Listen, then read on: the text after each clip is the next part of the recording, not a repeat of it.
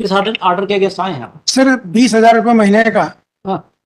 Maintenance award हुआ है अच्छा, आगे। बच्चे के लिए, हाँ। उसके खिलाफ है।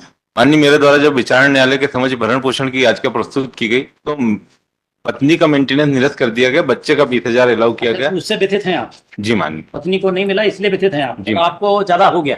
जी, अमाउंट ज्यादा हो गया जी।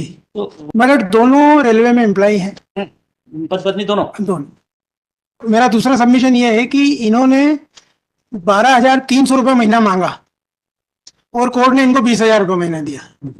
तो कोर्ट को पावर नहीं है ऐसा? नहीं नहीं, पर सर जो मांगा नहीं। हाँ, बहुत सारे मामले ऐसे हैं कि जिन्होंने मांगा उसे ज्यादा मिल गया। सर, कोर्ट के पावर को तो मैं कह नहीं सकता कुछ भी। माननीय, छोटे से बयान है, थोड़ा पढ़ना चाहता हूँ। हाँ हाँ बिल्कुल।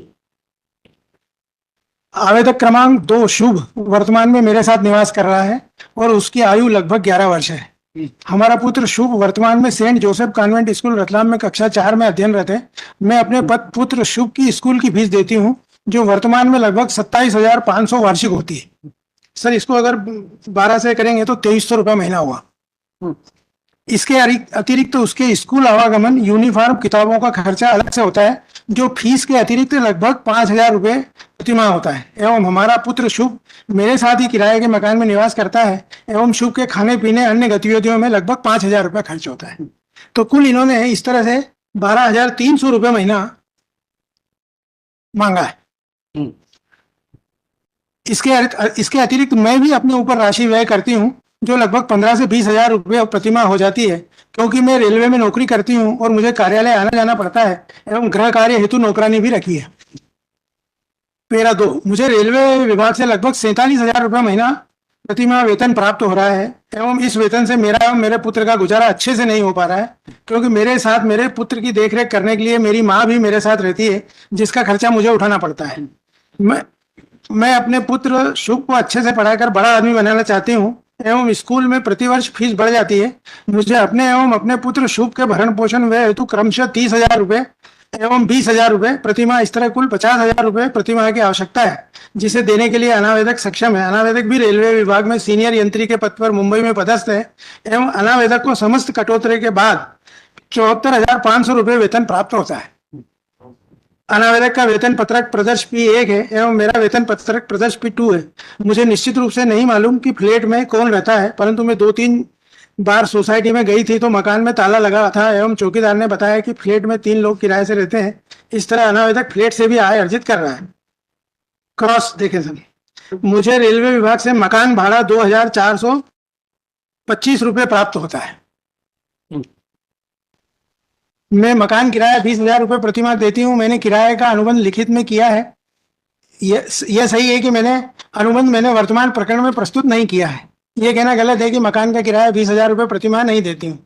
यह सही है कि प्रतिमाह मुझे प्राप्त होने वाले वेतन में वृद्धि होती है। प्रत्येक वर्ष लगभग 1,000 रुपये वेतन में वृद्धि होती है। यह बात सही है कि अनावेदक मुंबई के फ्लैट की मासिक किस्त 16,400 रुपये देता है एवं सोसाइटी को मकान के मेंटेनेंस हेतु 2,700 रुपये प्रतिमाह देता है। यह भी सही है कि अनावेदक महानगर पालिका मुंबई को मकान का टैक्स 800 रुपये प्रतिमाह अतिरिक्त देता है। यह कहना गलत है कि अनावेदक प्रतिमाह मकान की सफाई हेतु 1,000 रुपये व्यय करता है।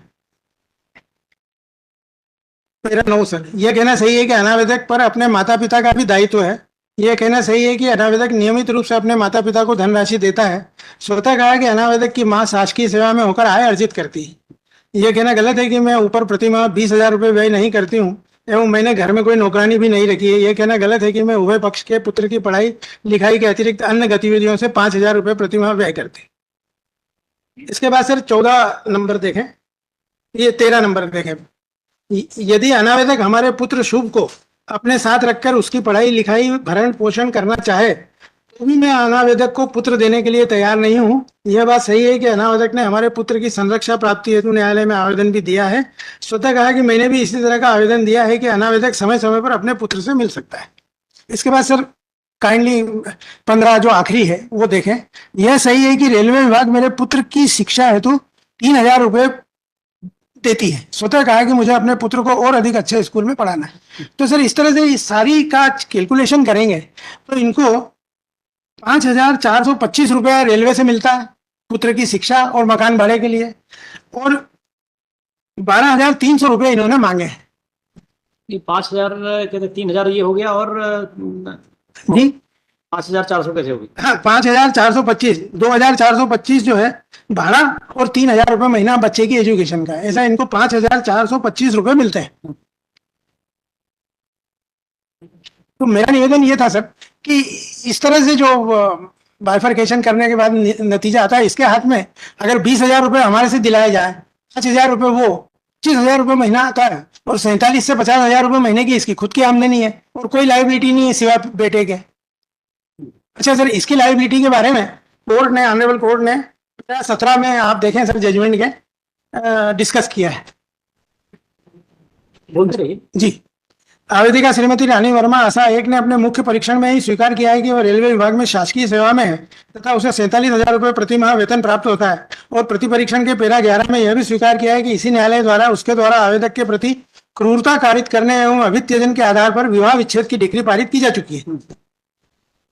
साथ में यह भी कहना है कि उसने अपील प्रस्तुत कर रखी है जो लंबित है। इसके अलावा यह भी आवेदिका ने अपने संपूर्ण मुख्य परीक्षण में एक भी तथ्य ऐसा नहीं बताया है कि वह किस कारण अनावेदक से पृथक होकर रह रही है। इसलिए आवेदिका जो बिना किसी कारण के अनावेदक से पृथक रह रही है और स्वयं शासकीय सेवा में होकर 47,000 रुपये महीना प्रतिमाह की आय अर्जित कर रही है, इसलिए वह अनावेदक से भरण पोषण प्राप्त करने की अधिकारिणी नहीं है।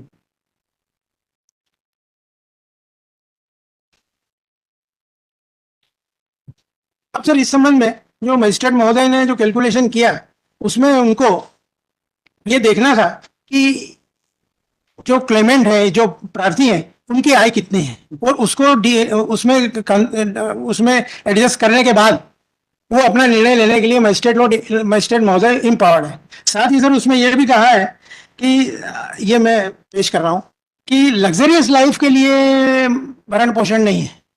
भरण पोषण आपको अपनी वेग्रेंसी को दूर करने के लिए मिलता है, जो कि मैंडेटरी, मतलब जो जरूरी है। अब सर इन्होंने अभी रिसेंट बलेनो खरीदी है, they are enjoying luxurious life, और हमसे मेंटेनेंस मांग रहे हैं। और कुछ? सर इसके अलावा ये खुद भी आया है, इसकी स्थिति को 1-2 मिनट आप सुन लें तो। नहीं, बिल्कुल नहीं सुनेंगे जी। What for you are here? जी जी। After spending such time and you नहीं, sir. That he should be here. जी। I am sitting hardly here. जी जी हाँ, जी। अब सर इसके बाद जो स्थिति है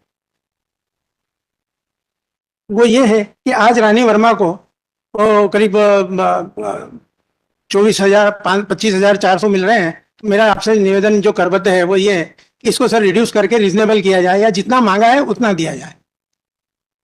नेक्स्ट। जी मैम।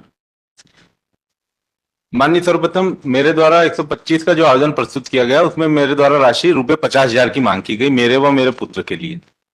इसमें माननीय इन्होंने जो अभी कथन पढ़ के बताया, उन कथनों में भी जो रानी वर्मा के कथन हुए हैं, तो उसमें इन्होंने पैरा नंबर 3 में स्पेसिफिक बताया कि मैं अपने पुत्र शुभ को अच्छे से पढ़ाकर बड़ा आदमी बनाना चाहती हूँ एवं स्कूल में प्रतिवर्ष फीस बढ़ जाती है। मुझे अपने पुत्र शुभ भरण पोषण हेतु क्रमशः 30 और मुझे 20,000, इस प्रकार कुल 50,000 रुपए चाहिए।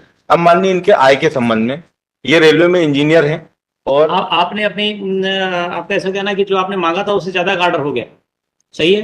नहीं, गलत, टोटली रॉन्ग माननीय।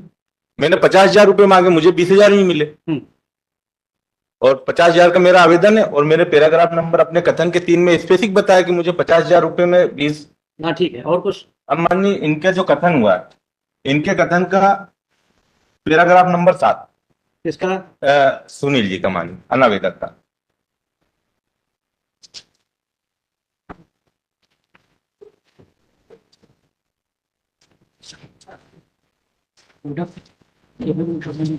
अब आपने फाइल किया?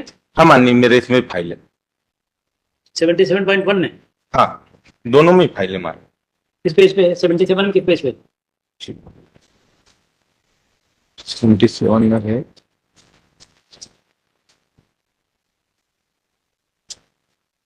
पेज नंबर 32 माननीय, पेज नंबर 32। हाँ, सुनील वर्मा जी माननीय। 32 माननीय, पैराग्राफ नंबर 7।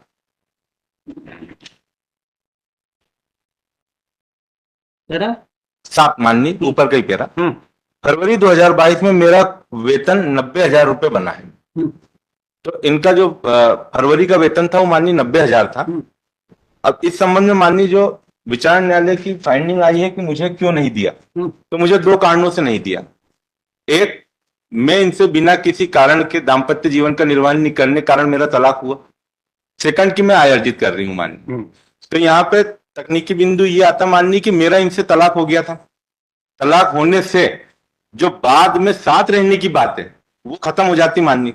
इस संबंध में विस्तृत जो है नितिन शर्मा विरुद्ध सुनीता शर्मा का जजमेंट भी माननीय कि अगर तलाक हो गया है तो साथ रहने की बात को समाप्त करते हुए भरण पोषण की राशि देनी माननीय। और इसी के संबंध में माननीय दूसरा जो अध्यक्ष जजमेंट पे अपना किसकी तरफ से दिया है, किस आइटम में दिया और पहरा? जी माननीय। हाँ लिख दीजिए। हाँ, आपको नहीं मिला इससे व्यथित हैं आप जी, लड़की को ज्यादा मिला ये इधर इससे व्यथित है ये। हाँ।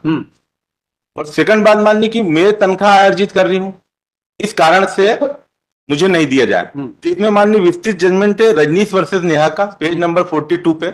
यदि पेज नंबर और पैरा दोनों जी माननीय आय इनकम भी है तो भी अपनी लाइबिलिटी से मुक्त नहीं हो सकते ये, और इनको पेमेंट देना पड़ेगी। थर्ड माननीय, कितना देना है,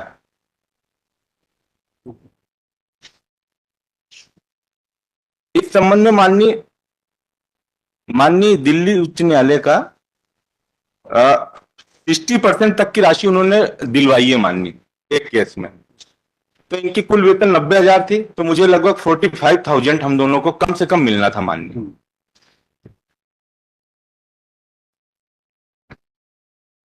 और कुछ?